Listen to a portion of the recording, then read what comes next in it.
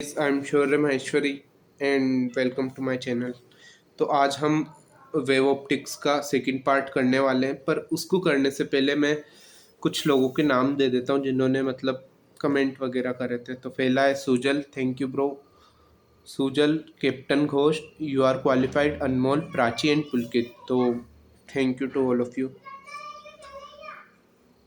और इस वीडियो में जो कमेंट करेगा उसके नाम मैं अगली वीडियो में डालूंगा, और अगली वीडियो में केमिस्ट्री से लेके आऊँगा। मतलब केमिस्ट्री को पूरा सॉर्टेड करके तुम्हें याद कैसे करना है वो सब, मतलब याद नहीं, तुम्हारा रिवीजन हो जाएगा। और तुम किस रे में चलना है, मतलब क्या बोलते हैं उसे, किस ले में चलना है, तुम्हें वो पता चल जाएगा कि इसे कैसे याद कर सकते हैं। तो अब शुरू करते हैं वेव ऑप्टिक्स। वेव ऑप्टिक्स में हमने पढ़ लिया था कि लाइट के कुछ ऐसे फिनोमिना है जो हम लाइट को रे मानकर नहीं बता सकते। उनमें से ही पहला फिनोमिना था इंटरफेरेंस, जो कि हमने पढ़ लिया है। दूसरा है होता है पोलराइजेशन, तीसरा होता है डिफ्रैक्शन। तो इसमें हम सेकंड पढ़ेंगे पोलराइजेशन क्या होता है। जैसा कि हमें पता है कि लाइट जो है वो एक ईएम वेव है। ईएम मतलब कि इलेक्ट्रोमैग्नेटिक वेव। और इलेक्ट्रिक फील्ड को हम लाइट वेक्टर भी बोलते हैं, क्योंकि हमें दिखता इलेक्ट्रिक फील्ड की वजह से ही है। लाइट की प्रोपोगेशन किस डायरेक्शन में होती है, ई क्रॉस बी। जब हम निकालते हैं तो वो डायरेक्शन आती है, उस डायरेक्शन में लाइट की ही प्रोपोगेशन होती है। अब पोलराइजेशन क्या होता है? पोलराइजेशन होता है electro restriction of electric field का ओसिलेशन। मतलब जो है लाइट, वो मान लो ऐसे जा रही है। अब जो है एम वेव ऐसा तो होगा ही नहीं कि सिर्फ एक्स वाई प्लेन में ही होगा।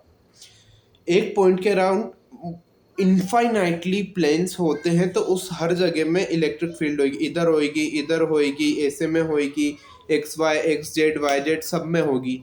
तो हम जब इलेक्ट्रिक फील्ड को के ओसिलेशन को रिस्ट्रिक्ट कर देते हैं कि वो सिर्फ एक ही प्लेन में होए, तो उसे ही हम बोलते हैं पोलराइजेशन। अब पहले बेसिक टर्म समझ लेते हैं।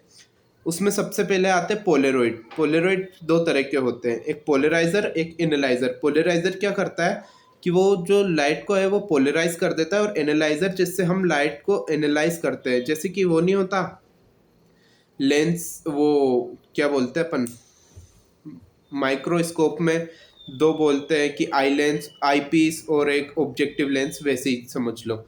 एक पोलराइजर जो लाइट को पोलराइज करता है, एक एनालाइजर जिससे हम लाइट को एनालाइज करते हैं। अनपोलराइज लाइट क्या होती है? ऐसी लाइट जो कि हर प्लेन में प्रोपोगेट कर रही हो, ऐसे ऐसे ऐसे ऐसे हर जगह। पोलराइज लाइट क्या होती है? जो सिर्फ स्पेसिफिक प्लेन में ही ओसिलेशन कर रही हो। इलेक्ट्रिक फील्ड का ओसिलेशन किसी स्पेसिफिक प्लेन में होता है, तो उसे हम बोलते हैं पोलराइज लाइट। अब सवाल आता है कि हम लाइट को पोलराइज कैसे करें। तो लाइट को पोलराइज करने का सबसे पहला मेथड आता है रिफ्लेक्शन एंड रिफ्रैक्शन।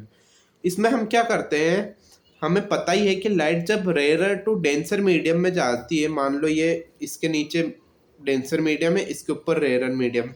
जब लाइट रेयर टू डेंसर में जाती है तो वो टुवर्ड्स नॉर्मल शिफ्ट हो जाती है।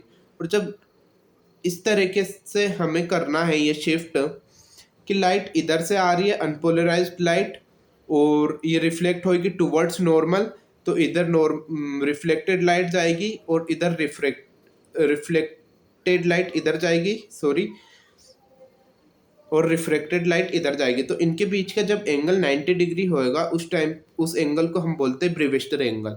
मतलब ये जिसने करा था साइंटिस्ट, उसका नाम था ब्रेविस्टर, इसलिए उसने खुद का नाम ही दे दिया ब्रेविस्टर एंगल। वापस से समझ लो, एक कोई सा मीडियम है, हमें पता है जब लाइट रेयर टू डेंसर जाती है तो वो टुवर्ड्स नॉर्मल शिफ्ट हो जाती है। तो जब ऐसा हम लाइट को भेजे कि जब रिफ्लेक्टेड राइट और रिफ्रैक्टेड राइट लाइट के बीच में एंगल 90 डिग्री हो, तो उसे हम बोलेंगे ब्रेविस्टर एंगल। और जो रिफ्लेक्टेड लाइट है वो कंप्लीटली पोलराइज्ड लाइट होती है, और रिफ्रैक्टेड लाइट होती है उसे पार्शियली पोलराइज्ड लाइट बोलते हैं। यानी लाइट जो इधर से आ रही है वो हो रही है अनपोलराइज्ड लाइट, और जो रिफ्लेक्टेड लाइट है वो हो रही है कंप्लीटली पोलराइज्ड लाइट, और जब रिफ्रैक्टेड लाइट है वो हो रही है पार्शियली पोलराइज्ड लाइट। और ये कब हो रहा है? जब एंगल 90 डिग्री हो, और उस एंगल को ब्रेविस्टर एंगल बोलते हैं। और उस एंगल को निकालते theta is equal to tan inverse of mu. Mu क्या होता है? Refractive index of medium. तो ये था पहला मेथड, ये ब्रेविस्टर वगैरह ने, ब्रेविस्टर नाम के साइंटिस्ट ने बताया था। अब दूसरा मेथड होता है ये पोलरॉइड्स के कारण, जब हम पोलराइजर लगा देते हैं तो उससे भी लाइट क्या है, इसी स्पेसिफिक मीडियम में ही स्पेसिफिक प्लेन में ही ऑसिलेशन हो जाता है। अब इसमें लॉ आता है एक मालुस लॉ। मालुस लॉ क्या कहता है कि अगर तुमने एक पोलराइजर लगा रखा है और इधर से अनपोलराइज लाइट आ रही है जिसकी इंटेंसिटी है आई और एम्पलीट्यूड है ए, तो उसको जब वो पोलराइज हो जाएगी तो उसका एम्पलीट्यूड हो जाएगा ए कोस थीटा। मतलब सारे जितने भी है यहाँ पे उसका एम्पलीट्यूड हो जाएगा ए कोस थीटा। और हमें पता है कि इंटेंसिटी जो होती है वो डायरेक्टली प्रोपोर्शनल होती है एम्पलीट्यूड के स्क्वायर के। तो एम्पलीट्यूड जब निकालेंगे, इधर वाले लाइट का एम्पलीट्यूड है आई, तो इधर वाले का होएगा I/2। क्यों? क्योंकि एम्पलीट्यूड के स्क्वायर के प्रोपोर्शनल होती है, तो कोस स्क्वायर आ जाएगा, कोस स्क्वायर थीटा का एवरेज लेंगे तो वो हाफ आता है।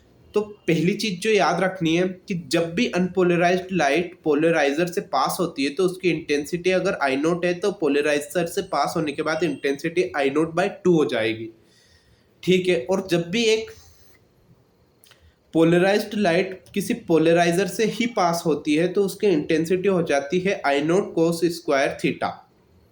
ये दो चीज़ें याद रखनी है, बस सारे क्वेश्चन हो जाएंगे। पहली चीज, जब भी कोई अनपोलराइज्ड लाइट पोलराइजर से पास होएगी तो उसकी इंटेंसिटी हाफ हो जाएगी। अगर उसकी इंटेंसिटी इनिशियल I0 है तो उसकी फाइनल इंटेंसिटी I0/2 हो जाएगी। और अगर पोलराइज्ड लाइट ही पोलराइजर से पास होएगी तो उसकी इंटेंसिटी हो जाएगी I0 = I0 cos square theta. तो बस यहीं पे चैप्टर खत्म होता है। चैप्टर क्या, पोलराइजेशन खत्म होता है। अब नेक्स्ट वीडियो में पीरियोडिक टेबल को ट्राई करते हैं। तो कल मैं पीरियोडिक टेबल का लाता हूँ। और हाँ, अगर कोई गलती हुई हो ना तो उसके लिए सॉरी, और या फिर कमेंट में बता भी देना, क्योंकि ये है ना, मैं देख के नहीं बोलता, ये मेरे को जितना मेमोरी में याद आता जाता है मैं उस हिसाब से ही बोलता हूँ। तो गलती हो तो माफ़ करना। बाकी जय Hind, bye, best of luck.